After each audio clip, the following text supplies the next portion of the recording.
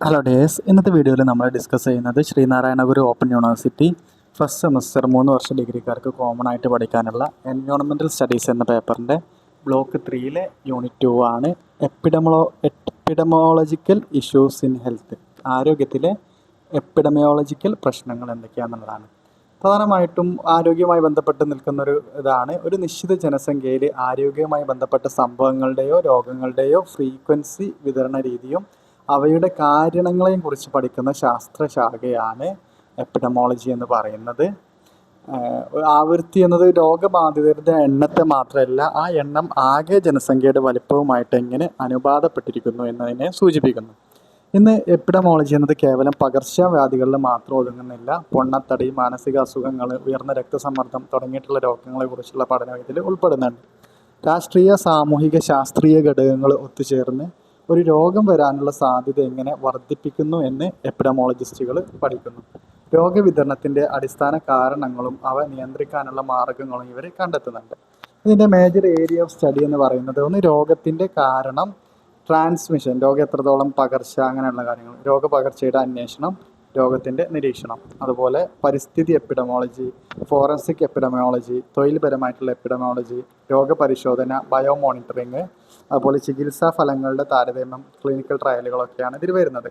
മറ്റ് ശാസ്ത്രങ്ങളുമായി രോഗത്തിൻ്റെ പ്രക്രിയ മനസ്സിലാക്കാൻ ബയോളജിയെയും വിവരങ്ങൾ വിശകലനം ചെയ്ത് കൃത്യമായിട്ട് നിഗമനത്തിലെത്താൻ സ്റ്റാറ്റിസ്റ്റിക്സിനെയും പരോക്ഷ കാരണങ്ങൾ പഠിക്കാൻ സോഷ്യൽ സയൻസിനെയും എക്സ്പോഷർ അസസ്മെൻറ്റിനായി എഞ്ചിനീയറിങ്ങിനെയും എപ്പിഡമോളജി ആശ്രയിക്കുന്നുണ്ട്. മുൻകാലങ്ങളിൽ കോളറ, വസൂരി തുടങ്ങിയിട്ടുള്ള രോഗങ്ങൾ ബാധിച്ച ആളുകളുടെ പൊതുവായിട്ടുള്ള ഘടകങ്ങൾ കണ്ടെത്തി അവയുടെ പടർച്ച വിശദീകരിക്കാൻ ഈ എപ്പിഡമോളജി സഹായിച്ചിട്ടുണ്ട്. വികസിത രാജ്യങ്ങളിലെ മരണങ്ങൾക്ക് പ്രധാന കാരണമായ ഹൃദ്രോഗം, ക്യാൻസർ എന്നിവയുടെ റിസ്ക് ഫാക്ടറുകൾ കണ്ടെത്താൻ ആധുനിക എപ്പിഡമോളജിസ്റ്റുകൾ സഹായിക്കും. പരിസ്ഥിതിയിലെ പ്രകൃതിദത്തമായിട്ടുള്ള മാറ്റങ്ങൾ, മനുഷ്യൻ്റെ കണ്ടുപിടുത്തങ്ങളും ഇടപെടലുകളും മൂലം ഉണ്ടാകുന്ന പരിസ്ഥിതി വ്യതിയാനങ്ങൾ, മനുഷ്യരും മൃഗങ്ങളും സൂക്ഷ്മജീവികളും തമ്മിലുള്ള സമ്പർക്കത്തിലുണ്ടാകുന്ന മാറ്റങ്ങൾ, മനുഷ്യൻ്റെ പെരുമാറ്റത്തിലും സംസ്കാരത്തിലുള്ള മാറ്റങ്ങൾ, രോഗകാരികളുടെ ജനിതക പരിണാമം, ഇതൊക്കെയാണ് രോഗങ്ങളുടെ അടിസ്ഥാന കാരണങ്ങൾ. ഇതിൻ്റെ പ്രധാന ഫങ്ഷൻസ്: രോഗം പടരുന്നത് തടയാൻ മോണിറ്ററിങ്ങും സർവൈലൻസും ഔട്ട്ബ്രേക്ക് ഇൻവെസ്റ്റിഗേഷനും ഏറ്റവും പ്രധാനപ്പെട്ട 2 എപ്പിഡമോളജിക് ധർമ്മങ്ങളാണ്. മറ്റൊന്ന് എപ്പിഡമോളജിക്കൽ ട്രയാഡ്. ഈ പകർച്ചവ്യാധികൾ ഉണ്ടാകുന്നതിനെ വിശദീകരിക്കുന്ന പരമ്പരാഗത മാതൃകയാണ്. 3 ഘടകങ്ങളാണുള്ളത്. ഒന്ന് ഏജൻറ്റ്, രോഗം ഉണ്ടാകുന്ന വൈറസ്, ബാക്ടീരിയ അല്ലെങ്കിൽ പാരസൈറ്റ്. ഹോസ്റ്റ്, രോഗം ബാധിക്കുന്ന മനുഷ്യൻ അല്ലെങ്കിൽ ജീവി. എൻവയോൺമെൻറ്റ്, ഏജൻറ്റും ഹോസ്റ്റും ഒരുമിച്ച് വരാൻ അനുയോജ്യമായ ചുറ്റുപാട്.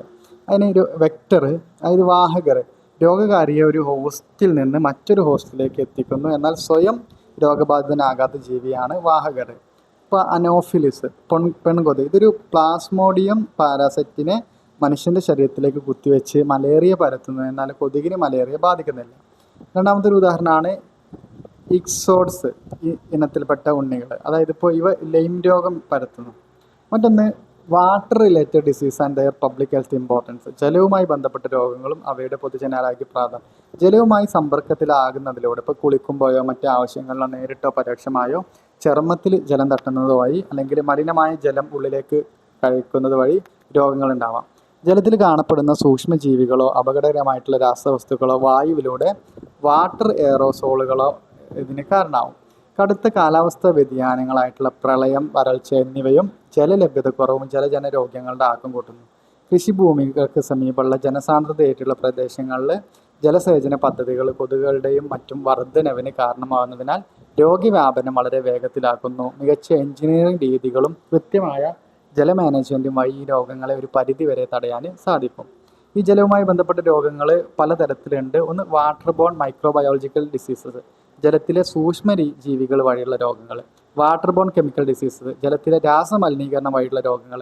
വാട്ടർ ഹൈജീൻ ഡിസീസ്, വ്യക്തി ശുചിത്വമില്ലായ്മയും മലിനമായ ജലത്തിൻ്റെ ഉപയോഗം മൂലമുള്ള രോഗങ്ങൾ.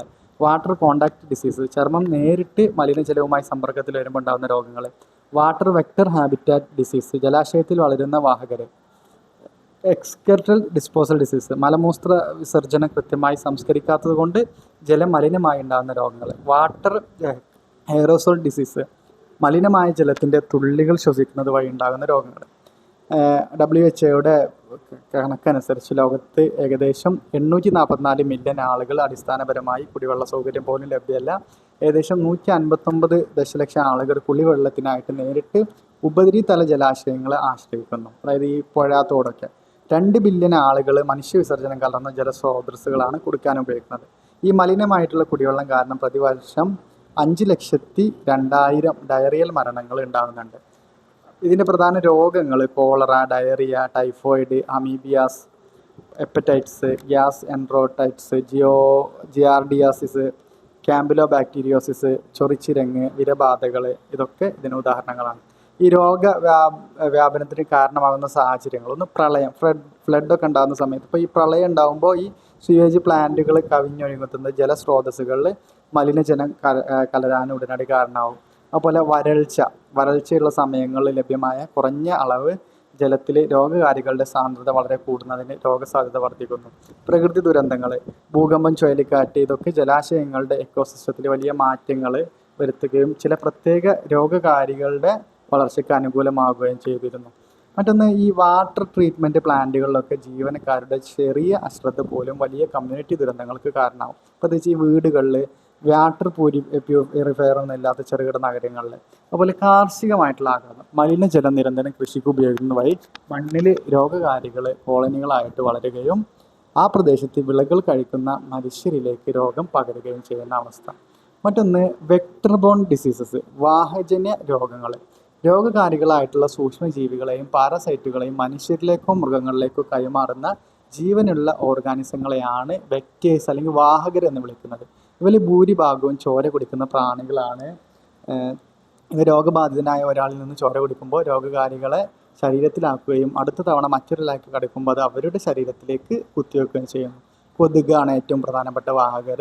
പിന്നെ കൂടാതെ ചില ഇനം ടിക്സ്, ഈച്ചകൾ, മണലീച്ചകൾ, ചെള്ളുകൾ, മൂട്ട, ശുദ്ധജല ഒച്ചുകളൊക്കെ ഇതിൻ്റെ വാഹകരാണ്. പ്രതിവർഷം 1 ബില്യണധികം ആളുകൾ വാഹകജന രോഗങ്ങൾ ബാധിക്കുന്നു. 1 മില്യണധികം ആളുകൾ മരണപ്പെടുകയൊക്കെ ചെയ്യുന്നുണ്ട്. മലേറിയ, ഡെങ്കിപ്പനി, ഷിസ്റ്റോസോമിയാസിസ്, ലൈഷമാനിയോസിസ്, ചാഗസ് രോഗം, മഞ്ഞപ്പനി, മന്ദരോഗം, ഓങ്കോസർക്കിയാസിസ് ഒക്കെ ഇതിൻ്റെ ഭാഗമാണ്. പിന്നെ കൃത്യമായിട്ടുള്ളൊരു പാർപ്പിടം, സുരക്ഷിതമായ കുടിവെള്ളം, കക്കൂസ്, മാലിന്യ സംസ്കരണ സൗകര്യം എന്നിവയില്ലാത്ത ദാരിദ്ര്യ മേഖലകളിലാണ് ഈ രോഗങ്ങൾ പടർന്നു പിടിക്കുക. പിന്നെ മറ്റൊന്നാണ് വായുജന രോഗങ്ങൾ, എയർബോൺ ഡിസീസസ് എന്ന് പറയും. രോഗബാധിതനായിട്ടുള്ളൊരു വ്യക്തി ചുമക്കുമ്പോഴോ തുമ്മുമ്പോഴോ സംസാരിക്കുമ്പോഴോ ചിരിക്കുമ്പോഴോ വായുവിലേക്ക് പുറന്തള്ളപ്പെടുന്നതും വായുവിൽ താങ്ങി നിൽക്കാൻ ശേഷിയുള്ളതുമായിട്ടുള്ള ചെറിയ രോഗകാരികൾ വഴി ഉണ്ടാകുന്ന രോഗങ്ങളാണ് വായുജന രോഗങ്ങൾ. അപ്പോൾ ഈ സൂക്ഷ്മജീവികൾ വായുവിലെ പൊടിപടലങ്ങളിലും ഉമിനീർ തുള്ളികളിലും മണിക്കൂറോളം തങ്ങി നിൽക്കും. മനുഷ്യരിൽ നിന്നോ മൃഗങ്ങളിൽ നിന്നോ മണ്ണിൽ നിന്നോ ചപ്പുചവറുകളിൽ നിന്നോ വായുവിൽ കലരാം. Personal protective equipment, face mask ഇതൊക്കെ ഉപയോഗിക്കുക. മുറികളിൽ കൃത്യമായിട്ടുള്ള വെന്റിലേഷൻ ഉറപ്പാക്കുക. രോഗബാധിതരുമായുള്ള സമ്പർക്കം ഒഴിവാക്കുക. ഇതൊക്കെയാണ് പ്രതിരോധ മാർഗങ്ങൾ. വായുപ്രവാഹം രോഗകാരികളെ ദൂരേക്ക് മാറ്റുമെങ്കിലും ഉറവിടത്തിൽ നിന്ന് ദൂരം കൂടുന്തോറും രോഗബാധയ്ക്കുള്ള സാധ്യത കുറയുന്നു. ഇവരെ സ്വാധീനിക്കുന്ന രോഗകാരികളുടെ നിലനിൽപ്പിനെ സ്വാധീനിക്കുന്ന ഘടകങ്ങൾ, ഇന്ന് വായുവിൻ്റെ താപനില, ഹ്യൂമിഡിറ്റി, സൂര്യപ്രകാശം ഏൽക്കുന്ന അവസ്ഥ, തുള്ളികളുടെ ഭാരം, ഇത് താഴേക്ക് അടിക്കുന്ന സമയം നിശ്ചയിക്കുന്നു. അതുപോലെ രോഗകാരിയുടെ ഘടനയും സ്ഥിരം. പിന്നെ പ്രധാന വായുജന രോഗങ്ങൾ, അവർക്ക് കാരണമാകുന്ന രോഗകാരികൾ, ഈ ജലദോഷത്തിന് റിനോ വൈറസ്, ചിക്കൻ ബോക്സിന് വാരിസെല്ല സോസ്റ്റർ വൈറസ്, അണ്ണാക്ക് രോഗം, ഈ മുണ്ടിനീരൊക്കെ കേൾക്കില്ല, അതിന് പാരാമിക്സോ വൈറസ്, അഞ്ചാമ്പനി പാരാമിക്സോ വൈറസ്, വില്ലൻ ചുമ bordetella pertussis bacteria, COVID-19 SARS-CoV-2 virus, aspergillus fungus, പിന്നെ ക്ഷയരോഗത്തിന് മൈക്കോ ബാക്ടീരിയ ട്യൂബർകുലോസിസ് ബാക്ടീരിയ, ആന്ത്രാക്സിന് ബാസിലസ് ആന്ത്രോസിസ് ബാക്ടീരിയകൾ, ഡിഫ്തീരിയ അതിന് corynebacterium diphtheriae bacteria, meningitis ചില പ്രത്യേക ബാക്ടീരിയ വൈറസ് അല്ലെങ്കിൽ ഫംഗസ് കണങ്ങളൊക്കെയാണ് അതിൽ വരുന്നത്. അപ്പോൾ ഇതാണ് ഇതിൻ്റെ ഒരു സമ്മറി, ജസ്റ്റ് ഇതിൻ്റെ ഒരു ഇതാണ്. അപ്പോൾ ദാറ്റ്സ് ഓൾ, ഇതോടെ നോക്കുക. Thank you.